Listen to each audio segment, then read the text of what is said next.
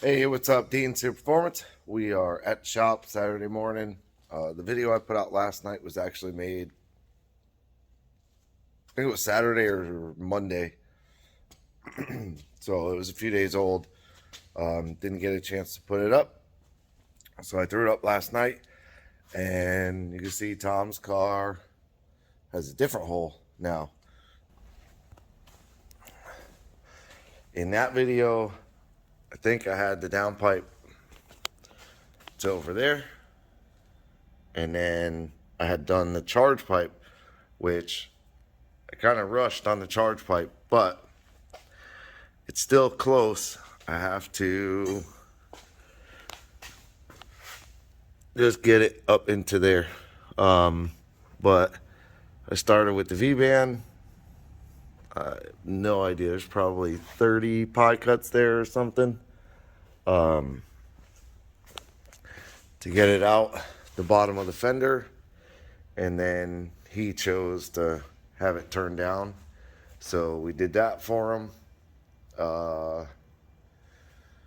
Turbo feeds up in there. The drain is in. It's mostly downhill. It's a little bit. It's downhill. So hopefully that works out. We don't have to change it. I still got to route a wastegate dump, which I may turn the wastegate around, face kind of this area here, do a stubby dump under the car. I got the transcooler off. Excuse me. So the lines are sitting in a bucket so it doesn't drain all over my floor. I got new lines ordered, new transmission cooler coming, bigger plate and fin style. Also got Chad's Ranger. This is a S&W kit, which we changed a lot on. So we got it down through the floor. Kept it as tight as we could. We had to notch the floor to get the bar to lean and fall through the floor. So the seat bar, those are from the original kit. The rest of it is not. I rebent the main bars coming forward. The bars they included were very short. This one right here. And the halo was this one, which on this, the halo sat about here, like the edge of the curve was here. Obviously back farther, but it was way out. And then the A-pillar would have ran, it was like 4 inches off this side, out. And then down and through the floor to get to the outrigger right there. And it wouldn't even reach. So I don't know what was the deal with that. The only way to get it to reach was to drop the halo down to roughly about here. So it would have almost been 3 inches off the edge of the windshield line down and 3-4 inches off the edge here, which I'm not going to do that. It's stupid, to be honest with you. So I rebent the bars, and they go from the outrigger straight through the floor, which I pushed them as far forward as I could. The holes are nice and clean. Little tiny gap, but that's a hole saw for you. Wobbles. So it comes up, turns, comes up, and goes to the main hoop. And then you've got the windshield bar as its own piece, and the dash bar, which I rolled. You can kind of see I rolled the windshield bar, and I also rolled the dash bar to kind of push this up higher and push that forward more. I got the steering column close to where it needs to be right now, so we're going to make a mount off of that. And then we're going to take the rear bars. I'm going to position them up in there and kind of see where they come through and try and keep them above the windshield. And I have to see where they land in the bed, and then the rest of it. The only thing I could think to do with the A-pillars, give them a little extra support on the truck, would be to reuse them through the firewall, come out and down to the frame. So if they work for that, then I'll do that. If not, it's not part of the kit, so it's not, you know, it was something I'm trying to do extra for them, which I did a lot extra. Basically made the entire front half of the cage for them. This one got MIG welded in. It's mild steel cage. Where are they? There they are. So everything came out pretty good. I can't see it. Yeah, it's tucked away in there. There it is. So that bar is all the way in there. And the way we do the cages is you get all the interior bars in, the main hoop, the roof and A-pillar, if that's what you want to call them, windshield bar. I even get the dash bar in.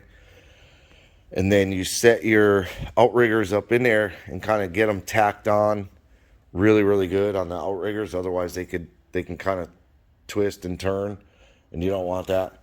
And then you drop the whole cage down to be able to weld the tops of the bars. Otherwise, with it being like this, it'd be really, really hard to get the tops of the bars. So with the rear bars, it makes it hard on these trucks. I should be able to get to the rear bars and get them fully welded because of the way I'm going to come through the cab. It makes it hard. If I was going up on an angle, it'd make it a lot easier to do. I could have had them in there and kind of tacked really, really good and then shifted them out, or just dropped the cage forward and been able to weld them. But we're going to try and keep it clean and go through the cab. That's what we're working on. Still working on Tom's car. A couple more parts coming. But I had to chase an argon bottle, which is a cute little baby bottle, isn't it? Apparently we're running out of argon now. So anything to make our job harder and harder and harder as fabricators, welders, whatever they are doing. So we are pushing to get everything done, to get everything out. Next week we will be working very late to get Tom's car done. Chad's will be done hopefully today, and then we have the Muha Mustang and Jeff's S10, which Jeff's a jerk, so he keeps ordering parts. But that'll be a cool truck. But we're gonna get those two cars over here next. I have a table to build, so it shouldn't take a couple of days, but those will be over here. And once those are over here, don't call us, because I'll be working hard on those to get those done. But we'll be caught up. We'll be ready to go. Maybe do some work on my S10. It's the Capri and Bobby Boucher Gapper. So I appreciate you watching. Thumbs up. Actually, no, we're not done. All right, so today, Saturday, that's what day it is, and it's getting late, so I'm wrapping up. And as you can see, I'm out of argon. So I got the door bars are in, and he did the swing out kit. So this is the Rhodes kit, which it's still hot, but I went ahead and TIG welded these in. The back bars, I tried to look at going through here. My bender, the way it is, will not bend a short end. So this tube would have ended up somewhere up in here, which we want to keep it behind the axle like that. So unfortunately, he's not gonna be able to keep like a glass back window. He'll have to do a plexiglass window. But I got both bars. This one is fully welded up at the cage. It's tacked down there. That one, I started to get it tacked and ran out of gas. So in a fit of rage, basically, I didn't set that bar up. And then I grabbed the door bars, TIG welded them out, set them in the truck, and finished TIG welding the ends inside the truck, which it came out good. So as far as the cab of the truck, it's 100% done, minus the steering column. So it's not 100% done. But I will get a bottle and I'll finish out the 2 rear bars. I'm not going to shut the door because it will melt the door panel, and I don't want to do that to them. So Monday, I'll come in, I'll finish welding the 2 rear bars to the frame and to the hoop. This side's welded to the hoop. That side I have to weld to the hoop, weld to the frame, weld to the frame. And the Ranger's done. I think he's doing a 6.0 LS. I think he has a Gen 4 6.0, so Vortec LS, whatever. Pretty sure he's going to do a turbo on it. I think he has all the stuff to do a turbo. So this will be a cool truck. But that's it for this video. I appreciate you watching. Do me a favor, thumbs up, subscribe, leave me a comment. Have a good day.